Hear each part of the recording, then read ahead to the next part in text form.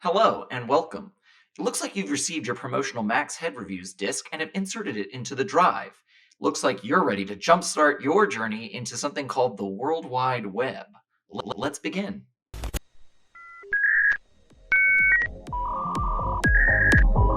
Welcome.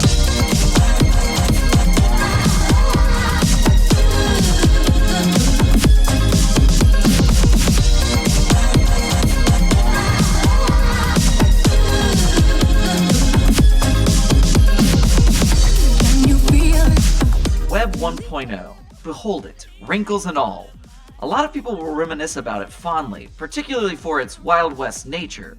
And like anyone 10 years out of high school, many people desperately try to recapture the ephemeral childlike wonder they had in those simpler days. There are websites like the Wayback Machine and the Old Net that let you get some table scraps of the experience of what the early internet was like. But a lot of this is view-only pages. But with Hypnospace Outlaw, they've created an immersive experience.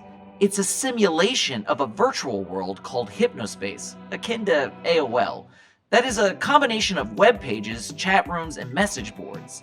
And to get you to navigate this world, they bestow upon you the role of moderator, tasked with enforcing the rules of Hypnospace and policing the platform for illegal activities such as copyright infringement, cyberbullying, and harassment.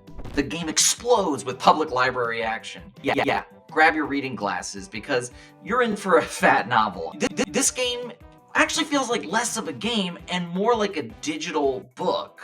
You're able to access a wide net of subplots, subcultures, and varied personalities in any particular order, weaving a rich motley of world building.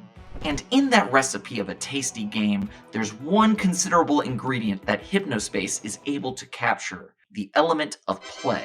I cannot stress just how important the element of play was to the widespread adoption of the internet. Now, earlier I said that the world of Hypnospace was like AOL, but I think it would be more accurate to say that it's like GeoCities. And if you're not familiar with what GeoCities is, allow this old head to explain as curtly as possible. GeoCities was a web hosting service that allowed users to create their own personal or business websites known as cities. And these cities were organized into various neighborhoods based on themes. Like, let's say you have a new metal neighborhood called Teething Concrete, where we can post fan-made corn lyrics pages.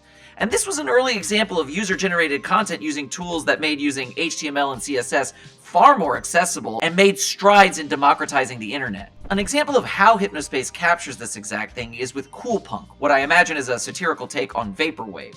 I say this because, yes, obviously it's a joke to base an entire electronic music movement on the instrumental sounds of Christmas, but boy, does Icy Girl by Freezer slap. Full disclosure, I was riding a wave of the while chilling on their lyrics page when I got this peculiar feeling of like I was visiting a land that I've never been to before, but I knew exactly where everything was. Yeah, this nexus of novelty and nostalgia, that's the Hypnospace Outlaw experience in a nutshell. Novelty crossed with nostalgia? I think I just defined deja vu. Isn't that what deja vu is? Anyway, I digress. In this universe, Cool Punk is a music-based community where artists are birthed and fans can fawn.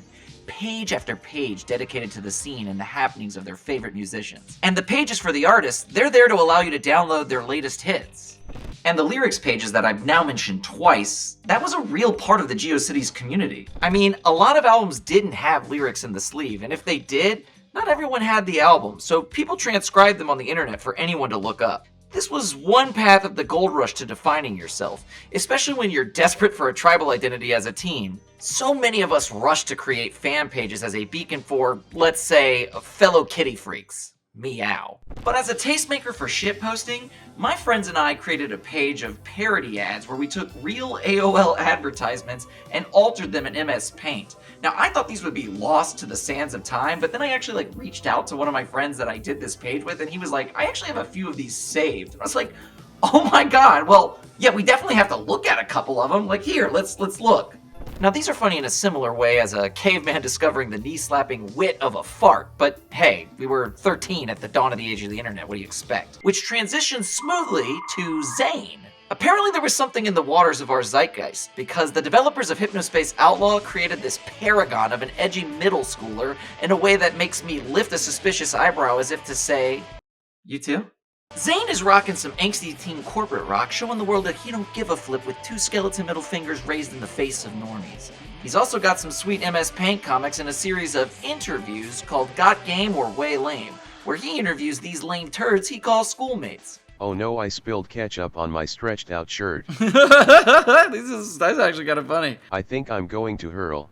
Good think there's a toilet here. Asterisk I hurl into the toilet asterisk. No, why are you puking in my mom? That toilet full of diarrhea is my mom, that's why I smell like it. He just like me for real. I mean, this really does capture just how being able to make your own page motivated so many of us to learn and adopt all the little tools on our computer. It was a part of self-expression. Play and creativity, it got people to stick around. You know, like, for a time, people just didn't see the point of doing that. You know, you'd go check on your favorite blog and be like, oh, there's like a new article on Sean Baby, and then you'd read it and be like, okay, log off and then go about your day. However, giving people a space to express themselves, to put themselves out there on the internet, well, that compelled so many people to stick around. I mean, you can start building communities based off of that. You could start meeting other people. It's essentially a proto-social network. That's what it was. You know, we create our identities, we express our feelings, we find our tribes. We became creators. Now, all of this community and content building, that exists today. Let's not kid ourselves. It's all there, and it's better in a lot of ways. But the difference is, with the old internet, it was novel, right? We didn't even have a blueprint, and it was more like, in fact, we had a sandbox. And it felt like, with the old internet, that we were building the internet out. Versus now, it feels like we're building specific platforms up. Like we're giving content to TikTok and YouTube. A lot of the modern internet still inspires creativity, no doubt. I mean, how people have pushed the limits of video formats on TikTok blows my mind. But think about how our content is formed on the terms of the social media platform it's on. The most creativity on the page itself is having a banner and a profile picture. And the content you post to their services is at the mercy of their rules. It's heavily moderated to oftentimes vague but specific restrictions that, if you violate, it gets you demonetized or struck down altogether. Everything today feels like it's formed and molded to make the advertisers feel as safe as possible while bleeding you of your time and money. Looking at the pages created here, you see the beauty of diversity. So not every page is a banger. Some, in fact, they break every decent law of design, but it's never uninteresting. More accurately, with the old internet, it was hard to break the rules because we were making them. You were like a kindergartner with a box of crayons. The limit was your imagination. And you might be surprised to find out that you can actually recreate this in the game. Hypnospace Outlaw adds a dimension of play by providing you with tools in the game files that allows you to create your own site that you can add in-game. So you're basically help fleshing out the culture. Jay Tholen, the game's lead developer, even has tutorials on his YouTube page. Your contributions are available for anyone to play once uploaded. Color me impressed that players have an opportunity to flesh out this world. That really is a simulated experience that I wasn't expecting from a game like this. And that's just a great example of the play and community building of Web 1.0 that Hypnospace just nails. There may not even be a better example. Adding to yet another dimension of play, the game allows for downloadable content from the fictional Hypnospace onto your in-game desktop. You like a song from a page? You can download it and play it in your media player. Jonesing for some drug-free good times with Counselor Ronnie? Download and play Drug Runners. Or how about a virtual pet? You can raise a fish on your desktop. It reminds me just how experimental the early days of the internet were. It was sort of like the app boom of the early 2010s. This early version of the internet, it was trying to make everything interactive.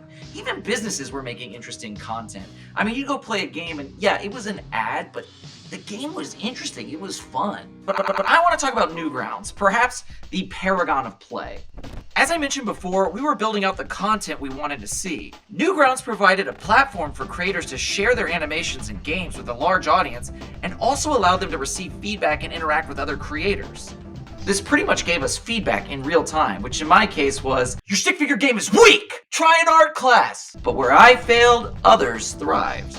The content at Newgrounds led to a boom in the indie game and animation scene. I mean, it was basically created there. But yeah, let's bring it back to Hypnospace Outlaw and some final thoughts. As a game, you can get easily lost in all of the side quests. There's so much to explore.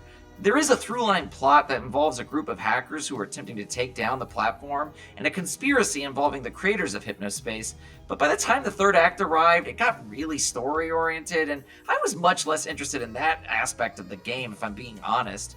It was the ability to play and interact with the environment. That's where the charm was at. And for that alone, I give it a heavy recommendation. 2 like buttons up. Also, I'd like to say that for as fondly as I've been looking at the old internet here, I mean, it had its flaws. There were plenty of things like, right, like this pop-up ad right here.